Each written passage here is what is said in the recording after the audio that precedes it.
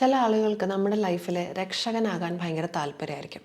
അവരായിരിക്കും നമ്മളെ എപ്പോഴും ഹെൽപ്പ് ചെയ്യുക. ഒരു good person in the group അതെപ്പോഴും അവരായിരിക്കും.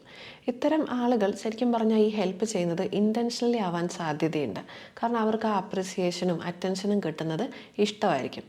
എന്തൊക്കെയായാലും ഇപ്പോൾ എന്താ ഹെൽപ്പ് ചെയ്യുന്നത് എപ്പോഴും നല്ലൊരു കാര്യമല്ലേ എന്ന് ചോദിച്ചാൽ അത് സത്യമാണ്, ഹെൽപ്പ് ചെയ്യുന്നത് നല്ലൊരു കാര്യമാണ്. പക്ഷേ ഇത്തരം ആൾക്കാരെ നമ്മൾ കീനായിട്ട് വാച്ച് ചെയ്താൽ നമുക്ക് മനസ്സിലാകും അവർ നമ്മളെ ഹെൽപ്പ് ചെയ്തിട്ട് നമ്മളെങ്ങാനും അവർക്ക് ഈക്വലോ അല്ലെങ്കിൽ അതിൻ്റെ മുകളിലേക്കോ പോയി കഴിഞ്ഞാൽ അത് അവർ അത്ര അപ്രിഷ്യേറ്റ് ചെയ്യില്ല. ഇപ്പോൾ ഫോർ എക്സാമ്പിൾ നമ്മൾ അടുത്തുനിന്ന് ഒരു ഇമോഷണൽ സപ്പോർട്ട് എടുത്തു എന്ന് വിചാരിക്കുക. അവർ നമ്മളെ വല്ലാതെ ആശ്വസിപ്പിക്കുകയും നമ്മളെ കൺസോൾ ചെയ്യുകയൊക്കെ ചെയ്യും. പക്ഷേ നമ്മളൊരു ദിവസം പെട്ടെന്ന് ഇമോഷണലി ഇൻഡിപെൻഡൻ്റ് ആയി സൈക്കോളജിക്കലി കുറച്ച് സ്ട്രോങ് ആയി എന്നവർക്ക് തോന്നിക്കഴിഞ്ഞാൽ അവർക്ക് ഭയങ്കര ചീറ്റഡ് ആയിട്ട് ഫീൽ ചെയ്യുകയും ഒരു ജലസി ഫീൽ ചെയ്യുകയൊക്കെ ചാൻസ് ഉണ്ട്. അവർ നമ്മുടെ അടുത്ത് ചിലപ്പോൾ പറയും, ഓ നീ ഇപ്പോൾ ഭയങ്കരമായിട്ട് മാറിപ്പോയി, ഇപ്പം നമ്മളെ ഒന്നും വേണ്ടല്ലോ, ഇങ്ങനെയൊക്കെ പറയാൻ തുടങ്ങും. ആ ഒരു പഴയ ഫ്രണ്ട്ഷിപ്പ് അവർ മെയിൻറ്റെയിൻ ചെയ്യുന്നതായിട്ട് കാണില്ല.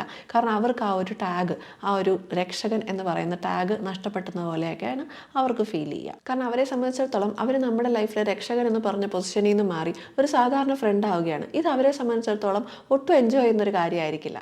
ഇത്തരം മനുഷ്യരെ ഐഡൻറ്റിഫൈ ചെയ്യുക.